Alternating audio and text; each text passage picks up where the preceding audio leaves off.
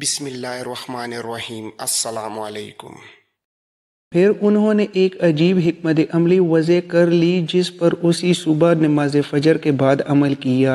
اگلی صبح مصلح الدین آغا اور قاسم نے 50 بہترین لڑاکا سپاہیوں کا ایک دستہ منتخب کیا اور مکرون کی مرکزی چوکی جو باسفورس کے کنارے پر واقع تھی کی جانب چل دیے۔ ان کے گھوڑے سرپٹ دوڑ رہے تھے اور وہ بجلی کی رفتار سے مرکزی چوکی کی جانب اڑے چلے جا رہے تھے۔ ابھی سورج کی پہلی کرن ہی نظر آئی تھی کہ مصلح الدین آغا کا برق رفتار دستہ مکرون کی مرکزی چوکی پر پہنچ چکا تھا۔ یہ چوکی ایک چھوٹی سی عمارت تھی جس کے چاروں طرف قد آمد فصیل تھی اور درمیان میں 4-5 کمرے گارے اور مٹی سے بنے ہوئے تھے۔ عمارت کے ایک کونے میں کس قدر اونچا ایک برج تھا جس میں موجود مکرون کے دونوں تیر انداز رات بھر شراب پینے کے باعث بے سود سو رہے تھے۔ مصلح الدین آغا کے سپاہیوں نے آن کی آن میں چوکی پر دعویٰ بول دیا اور کمروں میں گھس کر خواب خرگوش کے مزے لیتے ہوئے یونانی سپاہیوں کو تہتیخ کر دیا۔ برج پر موجود تیر انداز بھی مارے گئے اور چوکی میں موجود ایک یونانی سپاہی بھی زندہ نہ رہا، لیکن مکرون اور روزی ان کے ہاتھ نہ آئے۔ وہ ان کے ہاتھ کیسے آتے؟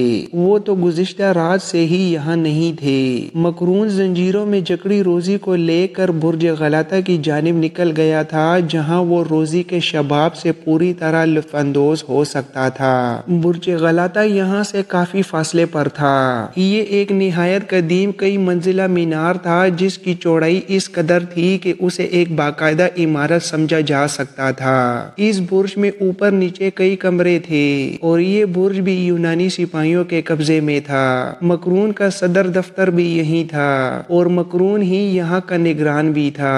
یہ برج فی الحقیقت قسطنطنیہ شہر کے بالکل نزدیک گولڈن ہارن کے کنارے پر واقع تھا۔ برج غلاطہ کو سن 507 میں بازنطینی شہنشاہوں نے جہازوں کی رہنمائی کے لیے روشنی گر یعنی لائٹ ہاؤس کے طور پر تعمیر کیا تھا۔ یہ بہت بلند ٹاور تھا اور اس میں خاص وسیع و عریض و بلند و بالا 10 منزلیں تھیں۔ یہ رات مکرون نے روزی کے ہمراہ برج غلاطہ میں ہی گزاری تھی۔ وہ رات بھر شراب پی کر روزی کی عزت پر حملہ آور ہوتا رہا، لیکن روزی نے اسے کسی خونخوار بلی کی طرح نزدیک نہ آنے دیا۔ وہ پوری طرح ہوش میں ہوتا تو روزی کی آبرو یقیناً لٹ چکی ہوتی، لیکن بہت زیادہ شراب پی لینے کے باعث لڑکھڑا رہا تھا۔ بلا آخر صبح کے قریب اس کی آنکھ لگ گئی اور اس وقت کہیں جا کر روزی کی جان میں جان آئی۔ مکرون کی آنکھ دن چڑھے ایک بری خبر کے ساتھ کھلی۔ کسی نے اس کی مرکزی چوکی پر شبخون مار کر تمام سپاہیوں کو تہتیخ کر دیا تھا۔ یہ مکرون کے لیے بے حد بری خبر تھی کیونکہ وہ قیصر قسطنطنیہ کے سامنے مرکزی چوکی سے اپنے غائب رہنے کا کوئی جواز پیش نہیں کر سکتا تھا۔ وہ بری طرح گھبرا گیا اور اسے پہلی مرتبہ ایسا لگا کہ جس مفرور کو رومی راہب سمجھ رہا تھا وہ سرے سے عیسائی ہی نہیں تھا، کیونکہ مرکزی چوکی پر حملہ کسی اکیلے شخص کی بات نہیں تھی اور مکرون جانتا تھا کہ یہاں زیادہ تعداد میں موجود دشمن صرف مسلمان ہی ہیں۔ جو ہی اس کے ذہن میں یہ بات آئی کہ حملہ مسلمانوں نے کیا ہے وہ اور زیادہ پریشان ہو گیا۔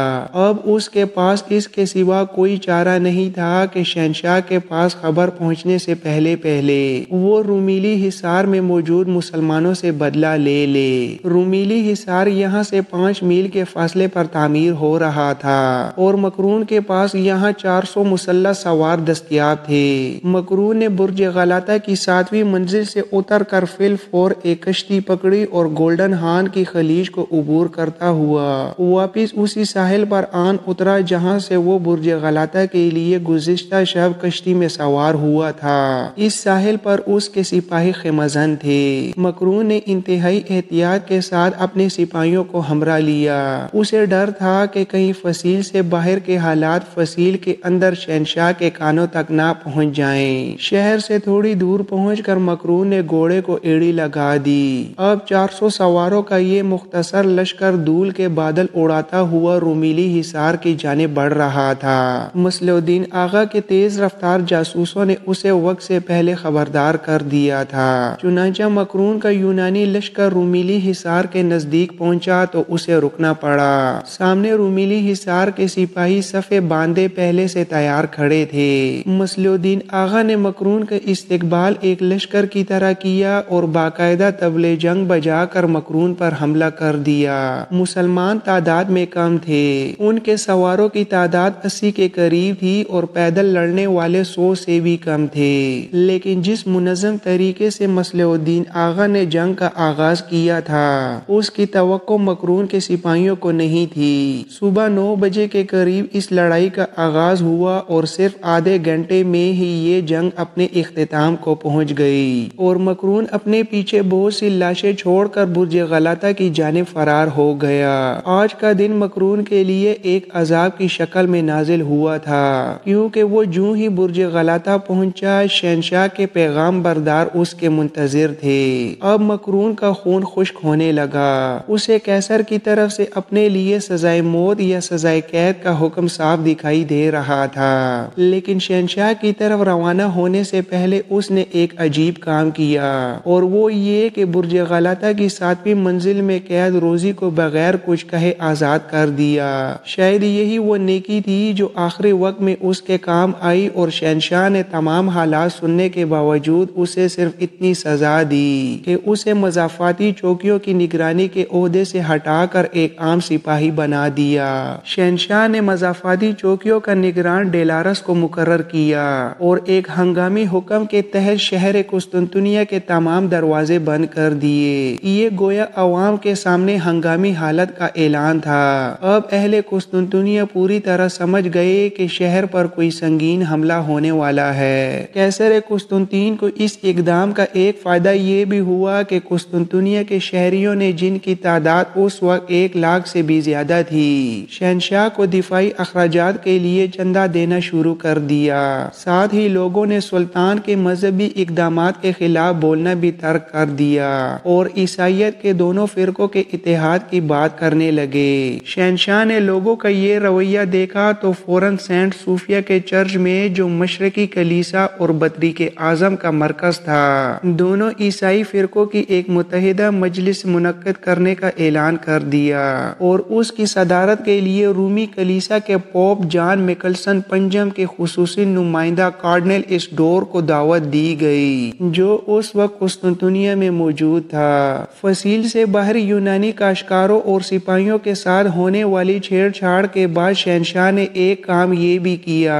کہ تجربہ کار سفیروں پر مشتمل ایک وفد سلطان محمد خان کی خدمت میں بھی بھیجا، جس میں مسلمان سپاہیوں کے طرز عمل کی شکایت کی گئی۔ سلطان محمد خان نے اس شکایت کا جواب اعلان جنگ سے دیا اور شہنشاہ کے سفیروں کو روانہ کرتے وقت یہ کہا، قیصر قسطنطین سے کہنا کہ سلطان محمد خان فاتح بن کر قسطنطنیہ میں آ رہا ہے اور اسے چاہیے کہ وہ عثمانی افواج کا استقبال کھلے دروازوں کے ساتھ کرے، ورنہ ترکوں کے گھوڑے شہنشاہ کے شہر کو عبرت کا نشان بنا دیں گے۔ سلطان کے الفاظ شہنشاہ کے کانوں پر توپ کا گولہ بن کر گرے اور وہ بری طرح دہل گیا۔ اس نے فوری طور پر اپنے سفیر مختلف عیسائی مملکتوں کی طرف روانہ کیے اور پوری عیسائی دنیا سے اس مشکل وقت میں مدد کی درخواست کی۔ قاسم ابھی رومیلی حصار میں ہی تھا کہ اسے شہنشاہ قسطنطنیہ کے اقدامات کی خبر ملی تو اس نے مصلح الدین آغا سے اجازت لی اور قسطنطنیہ جانا چاہا، لیکن اس کے دل میں روزی کے ساتھ ہونے والی زیادتی کا دکھ تھا۔ اس نے دل میں فیصلہ کیا کہ وہ قسطنطنیہ روانہ ہونے سے پہلے ایک مرتبہ روزی کی بابت معلومات ضرور حاصل کرے گا تاکہ اس معصوم کو مصیبت سے چھٹکارا دلائے۔ یہی سوچ کر وہ سب سے پہلے مچھیروں کی بستی کی طرف روانہ ہوا۔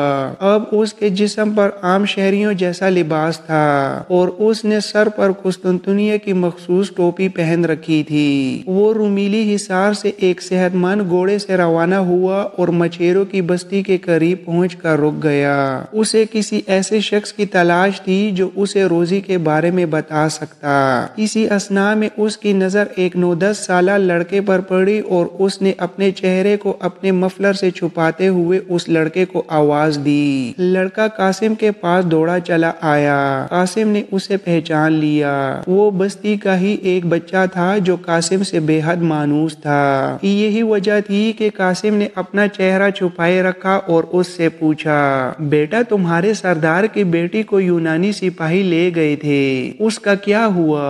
بچے نے انتہائی تعجب سے قاسم کی آنکھوں میں دیکھا اور اسے پہچاننے کی کوشش کی۔ قاسم نے اپنا سوال پھر دہرایا تو بچہ بولا، ہمارے سردار کی بیٹی ٹھیک ٹھاک ہے اور واپس آ چکی ہے، لیکن وہ بے حد غمزدہ ہے۔ قاسم کے دل کو دھچکا لگا، لیکن اس نے خود کو سمجھایا اور بچے کو شاباش دیکھ کر رخصت کیا۔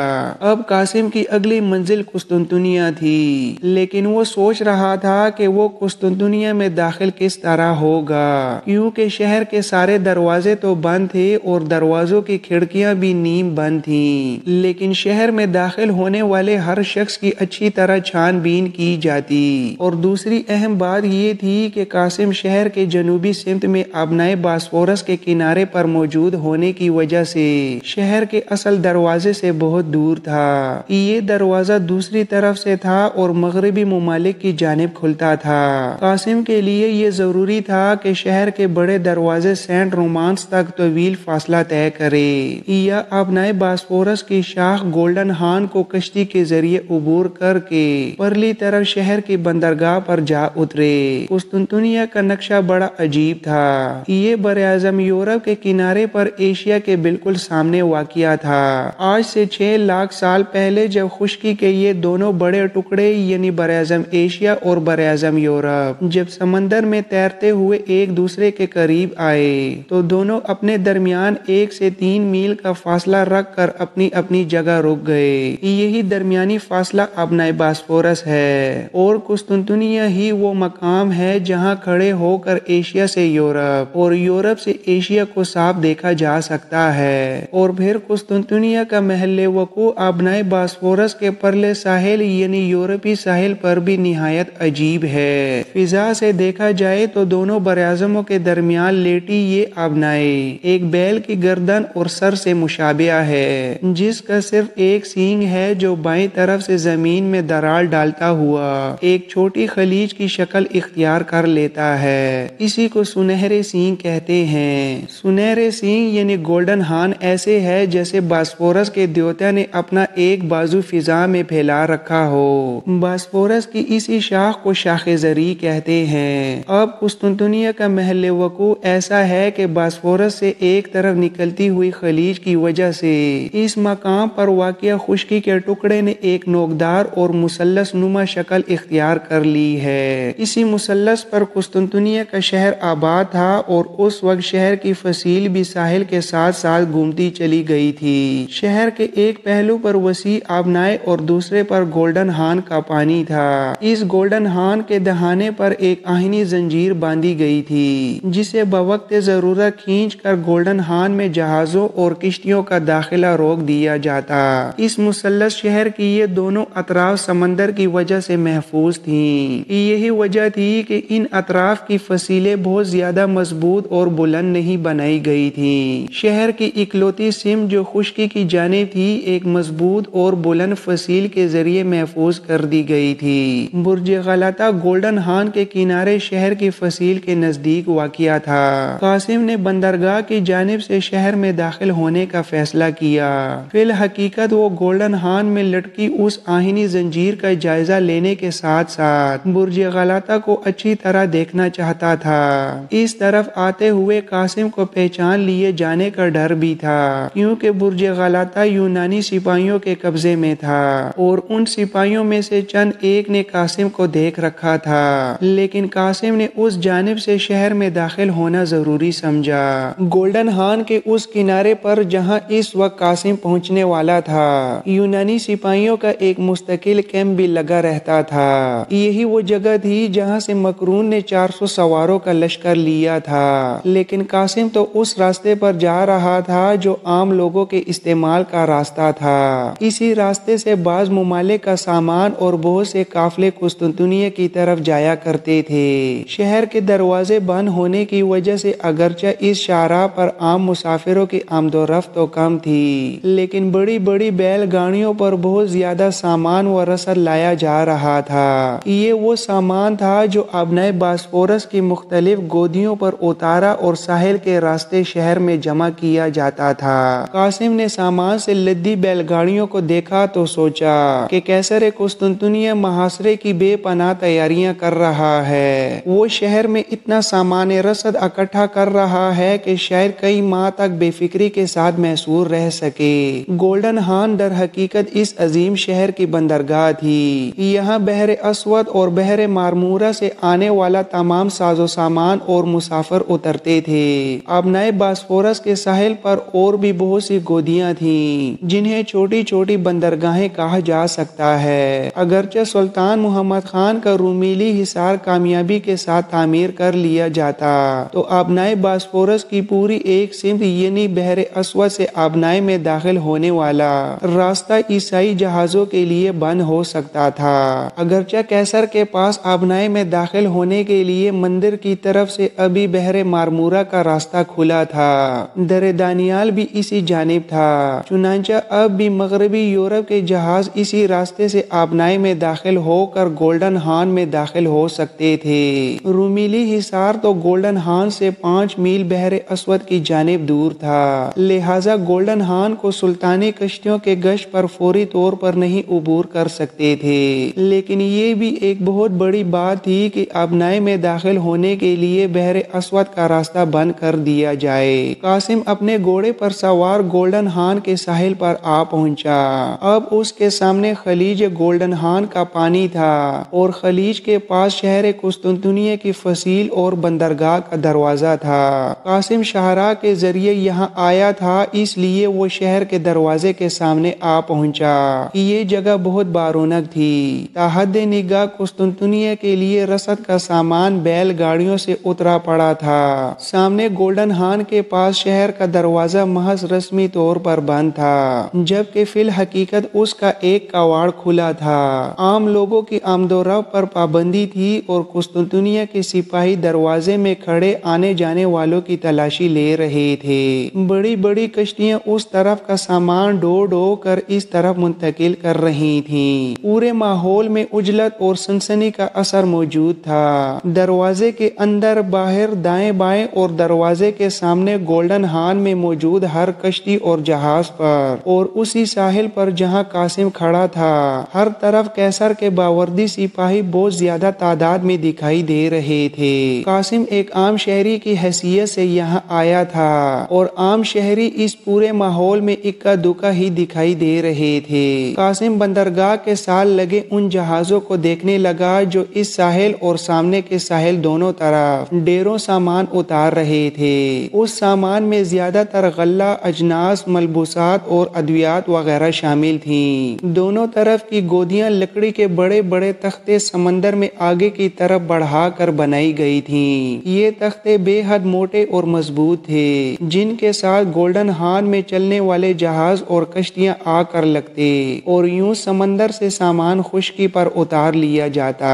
कासिम को इस बंदरगाह पर मुख्तलिफ मुल्कों के लोग नजर आए, जो गालिबन कुस्तुनतुनिया के लिए अपने अपने मुल्कों की इमदाद ला रहे थे। सामने का साहिल भी शहर और फसील के दरवाजे के सामने कई गज तक फैला हुआ था और इस तरह पानी और फसील के दरमियान एक चौड़ी सी पट्टी शहर की समंदरी अतराफ में घूम रही थी। लेकिन ये पट्टी इतनी चौड़ी भी नहीं थी कि यहाँ किसी लश्कर को उतारा जाता। फसील के साथ साथ खुश्की की ये पट्टी फसील पर मौजूद मुहाफिजों की जद में थी। कासिम सोचने लगा कि वो किसी तरह शहर में दाखिल हो। उसकी नजरें गोल्डन हान में गश्त करती सिपाहियों की कश्तियों पर थी। इसी असना में उसे एक छोटी कश्ती दिखाई दी, जिसे एक अकेला नौजवान सिपाही चलाता हुआ इस तरफ आ रहा था। कासिम इस सिपाही को गौर से देखने लगा। ये भी कोई यूनानी नौजवान था, लेकिन उसके खदोखाल और कदो कामत उसके बहादुर और जंगजू होने का पता देते थे।